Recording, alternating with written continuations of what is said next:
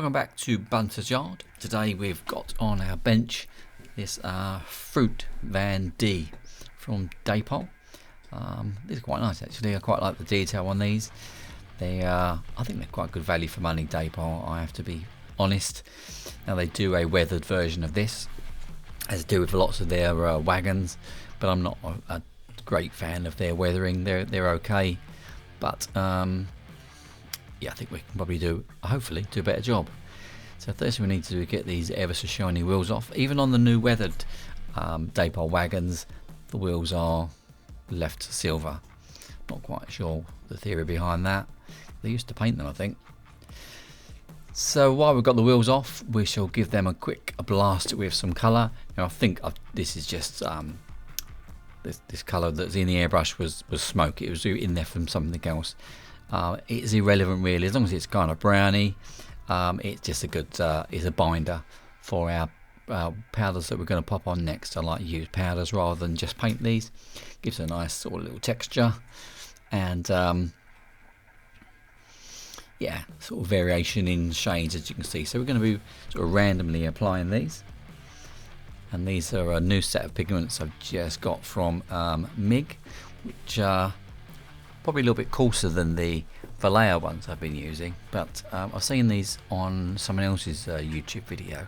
I just liked the blend of the colours, so I'm just kind of getting used to these and how they work. So we've got light rust, medium rust and dark rust.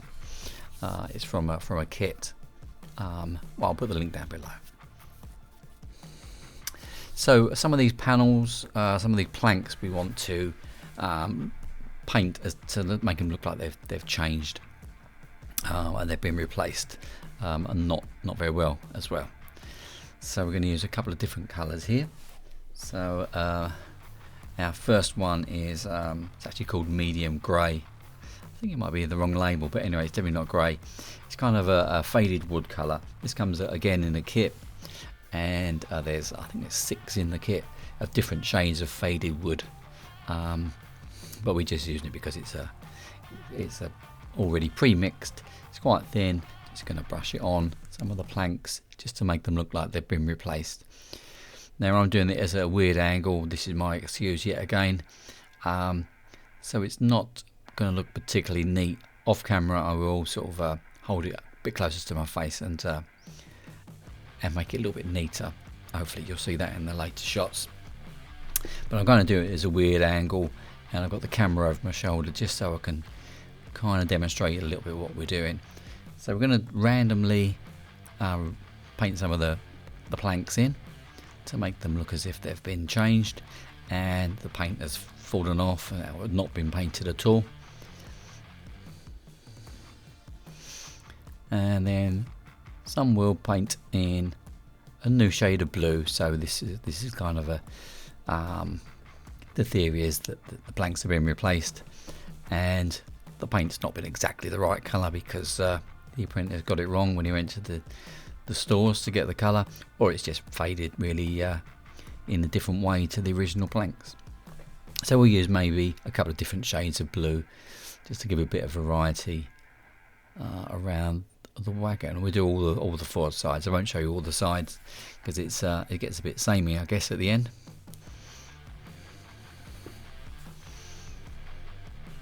And again, off camera, I'll tidy this up, neaten this up just a little bit. Doesn't really matter because the additional weathering we're going to put on is going to obscure a lot of the sort of finer sort of lines between the panels and so on.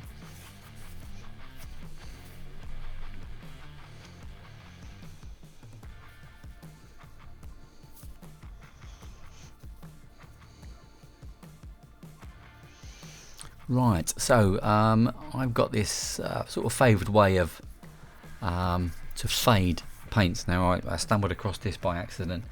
I applied a colour which is a Vallejo Model Air colour called Sand, which kind of looks kind of pinky beige in the bottle, but if you spray it really lightly, put your airbrush on a very low sort of 10 to 15 psi, and if you spray it on and then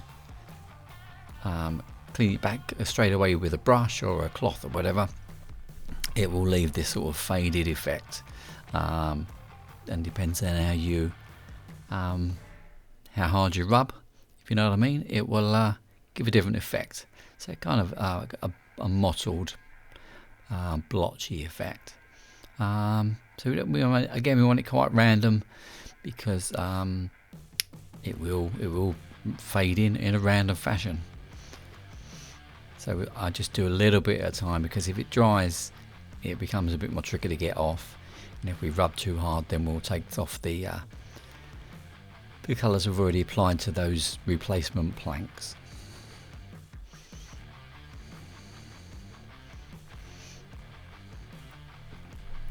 Now, if you want to get a bit more off, you can moisten your Q-tip or your cotton bud or your brush with a little bit thinner or even water, and that will take a bit more of that fade effect off.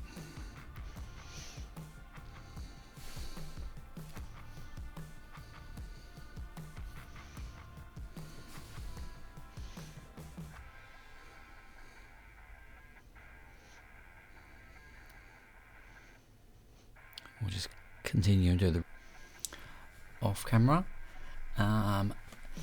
So next is to add on our sleeper grime, frame dirt, or whatever you want to call it, the bit down the bottom anyway, the dirty bit around the frame and the chassis. And this is medium brown camo, I think, which is another Model Air. Kind of getting into Model Air colours because I've got mixed them, they're already pre-mixed.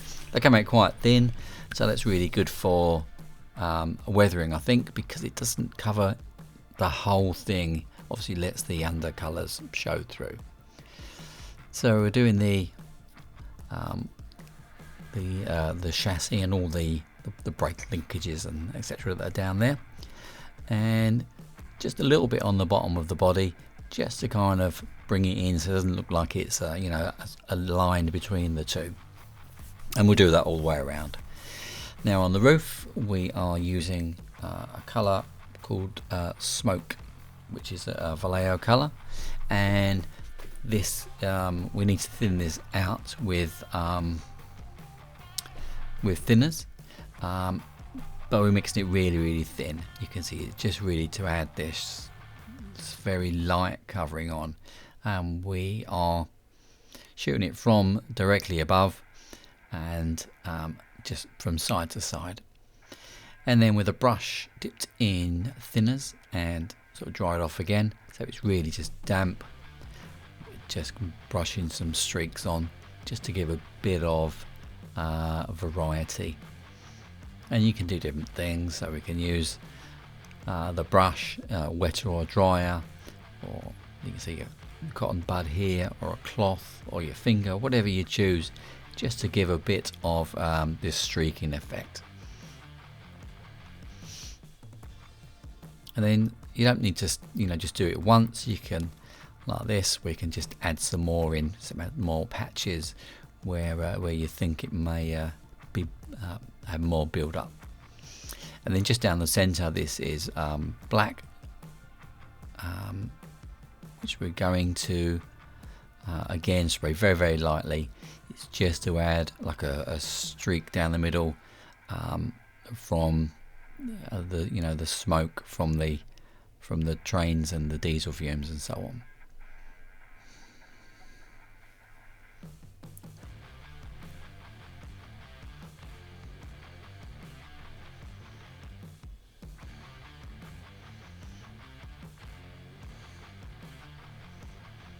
Now while we've got the black in there, we'll just do a little bit just around the top again, just to just sort of blend it in so there's not a divide between one colour and another.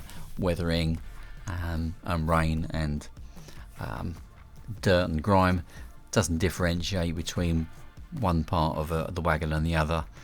There will be a sort of blend between the two, so we're just trying to add that. And again, at the bottom of the doors, I've seen quite a lot of these where they've started to rot, and they do tend to go a bit black, so we just add a little bit of black in the bottom there.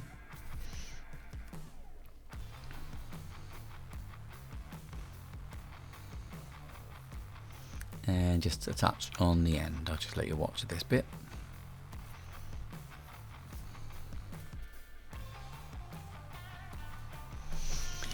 Okay, for our rust today, just not to use oils, but we'll continue with the powders because they're out in front of me there. So with a very fine brush, and a little bit too much on the brush there, Dave, we're just going to touch the powders in the places where we want, and we'll blend them in a moment with the bigger brush. There we go, here come the big guns. So be very careful with powders, because once the pigment is on, very difficult to get off. Even with a dry brush, you're going to struggle. So we need to sort of mask over that with a darker shade in a moment. But that will be fine. So we just need to apply the powders in the places where you think rust would build up. So on these cross braces, they're always a good candidate, especially the upper surface, I guess, where they would retain the water.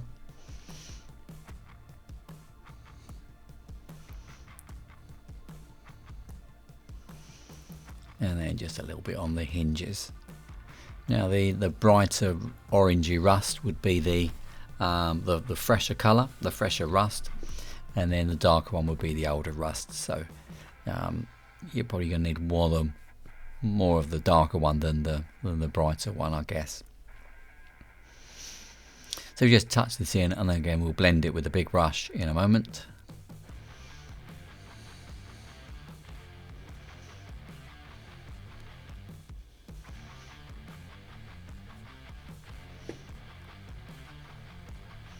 A bit around the buffers, and on that the coupling hook as well. That would tend to pick up a bit of rust, I guess. And then our old favourite weathering powder. This is Humbrol Dark Earth. I'll put the link down in the description again, like I say.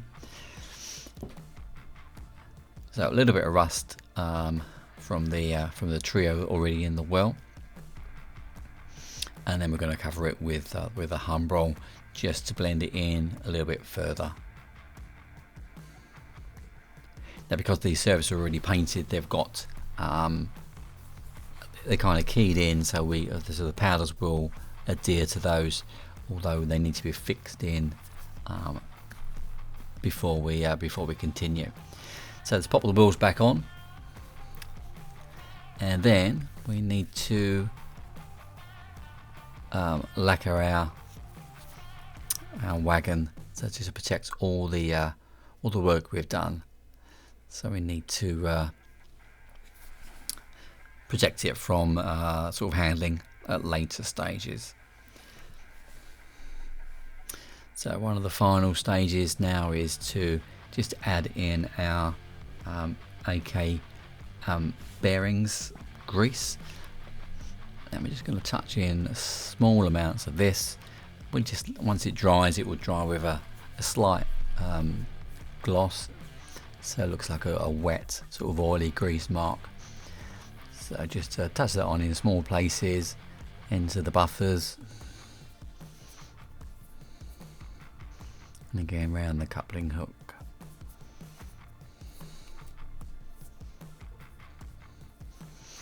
And then if you can be quite precise, we can get a little bit on the hinges there, and then we can blend that in rather than just leave it wet.